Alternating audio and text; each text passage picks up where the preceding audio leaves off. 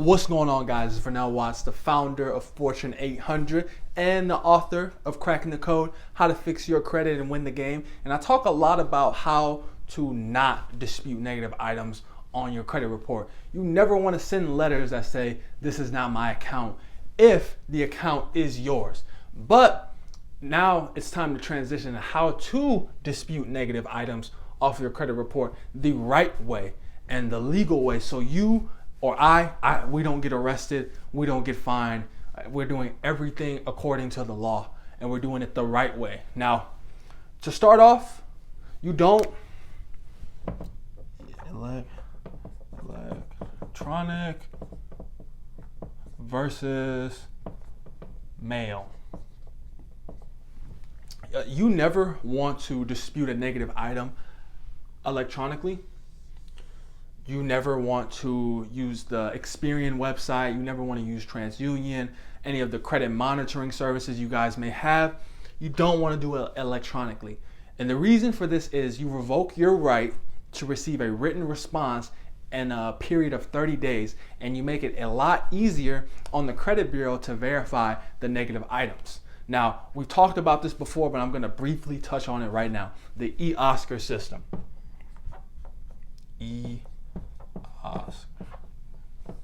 So in short, what this is a web-based software that all the credit bureaus own in order to verify your disputes and your negative items automatically, and they send back letters automatically to the consumer, whoever's disputing it, and it pretty much automatically says that it was either verified or says it's some kind of suspicious activity. You don't want to be scared by these scare tactics because, first, it's not a real person, 9.999 times out of 10.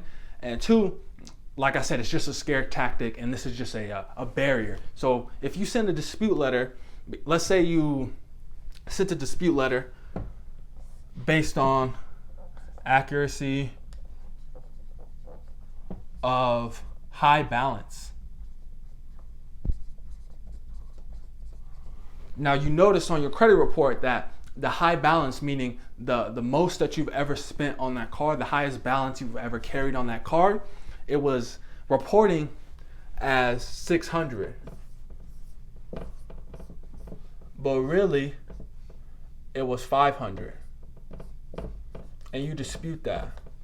You might get a written, a written letter in the mail from the eOscar system. That's who's sending it. It's not a person. You want to do your best to get to a manual review, but let's say we send but we'll get to that later. Let's say we send a dispute letter that says, hey, we want you to investigate the accuracy of this. We believe it is not reporting accurately, and this is hurting my credit score XYZ, or we put together some kind of dispute letter for you, or you use our software to do so. And you send that letter, and boom, it says, oh, it's verified. Yes, it is. And then you want to challenge where they got their verification from, who they spoke to, their title in the company, the date they spoke, the time they spoke. You want to question everything the credit bureau has done because we want them to verify the negative item rather than just give them the easy way out. And this is a lot easier for the credit bureaus to get the easy way out if you go electronically. So you want to send snail mail, which will give you your FCRA rights to receive a written response within a period of 30 days. So usually the credit bureaus take the full 30 days to send the response, but that is your right. But if you go electronic, you pretty much revoke that right, and it makes it a lot easier to verify the negative items on your credit report. We want to make it as hard as possible so they can't verify them, therefore they come off your credit report. So we challenge this account. It's a collection account. And we say, investigate this accuracy of this account.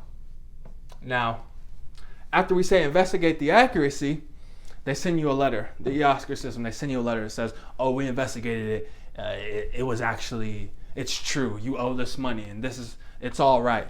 We all know, me and you both know now that this is just an automatic system. Just they send it right back to you. They don't actually do an investigation.